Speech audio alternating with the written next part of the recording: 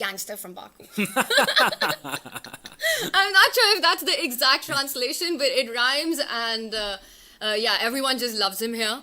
So it's going to be fun to see his first time playing in front of the Indian fans, and he's got a huge matchup against Pragg, who right now is the biggest superstar in India.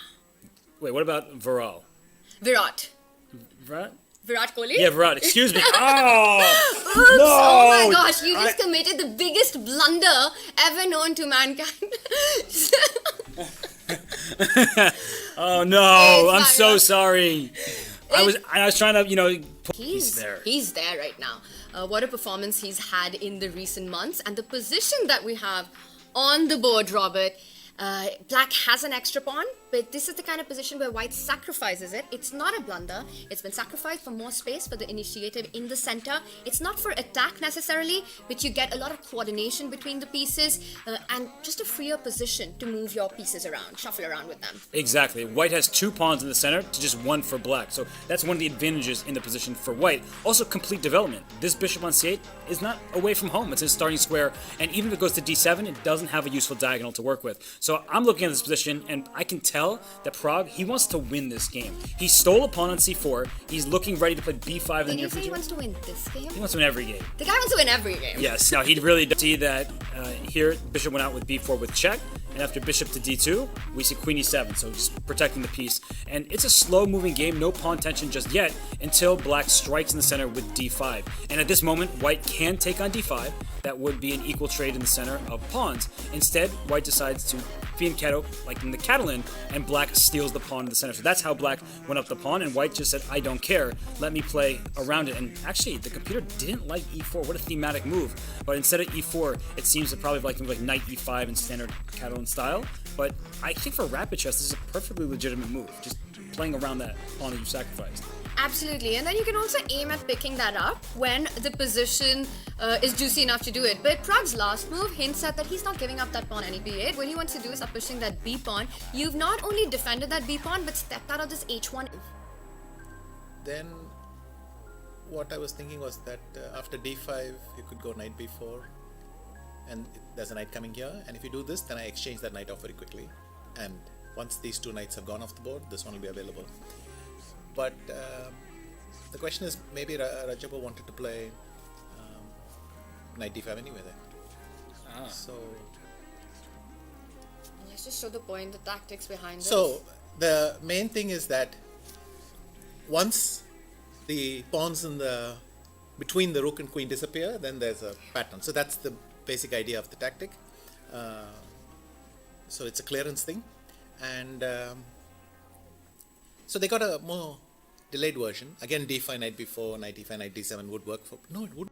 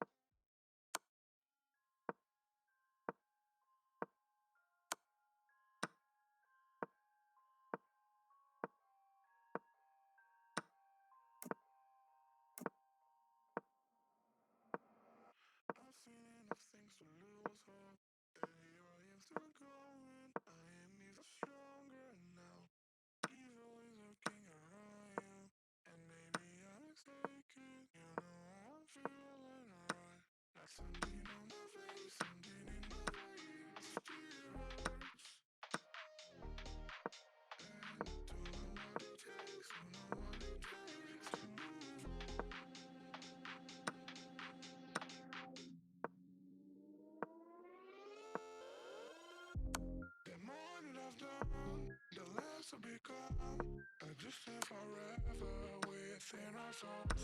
Some do even know, and life will go on, and then will become just nothing at all. Just nothing. Just nothing. Just nothing. Just nothing at all. Nothing at all. Nothing at all. Nothing at all. And they will become just nothing at all.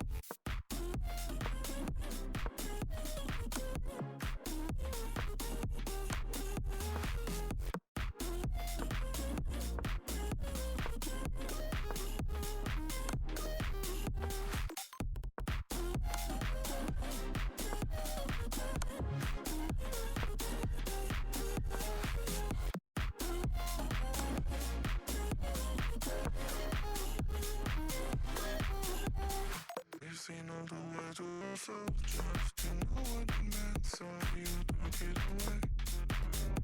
Didn't touch where it connected, I'm gonna forget the night is done. That's empty on my face, empty in my veins, tears. And I don't know what it takes, don't know what it takes to move on.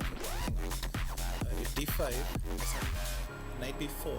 I remembered something. No, I just suddenly noticed that it may not be the end of the world, but if you do knight D7, suddenly knight C6 takes and it's pinned. Yeah, the rook is pinned. And so suddenly we have two pieces pinning a rook and white's going to win a piece. Different kind of clearance. Yes, a different kind of clearance. But the point is, after D5, I don't even have to take it, so And maybe it black might can not play be effective. maybe black can play E5 after D5. which is- Yes, but then I have queen G2. No, you have H6. Yeah. Maybe this is just good enough. Closing the because that's where all white's counterplay is coming from, is the central center, tension. So he goes A3. Again, with hindsight, it's possible that knight A5 is also met by knight D5. Though here, I wouldn't be too sure. I could do this and play knight B3 or something. Which might work out. Yeah, these endgames will clearly be good for black. Just the pawn structure is so bad for it. But Pragg really insisting, and then knight D5. It's a cute move. It's a cute move. It's also one of those shocks here, and who do you think stylistically this favors? The thing about B4 is obviously you didn't want to allow queen A5. Now the question is, can I take advantage of this pawn in some way? Take here is you might want to take with the queen or the rook and claim that this pawn is weak. So knight E5, and I've got a fairly decent move here, bishop E6.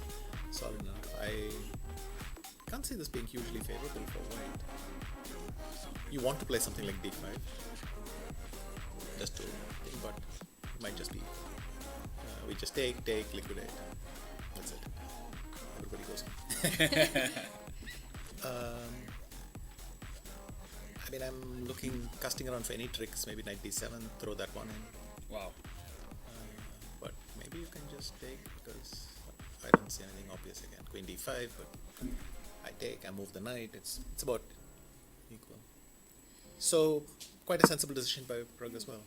Alright, this is a lot of action on the board, and Anand, you're the ambassador of Tata Steel Chess India, and also a lot of the players here are students of the Westbridge Anand Chess Academy, a big mentor to so many of the players here.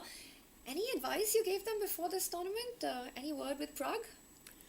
That's another important point. We unfortunately didn't follow this game a lot, but good stuff by Pragg. And Rishi, it's so nice to see chess being enjoyed by live spectators. You don't get that very often in tournaments. Yes, it's nice that such a sizable audience still comes here and watches, even though they can watch at home. He's going for a checkmating net. He didn't even take the free pawn on H3, and Radjabov resigns because his bishop was under attack. That is, I would have taken that free pawn, but yeah, he recognizes that this king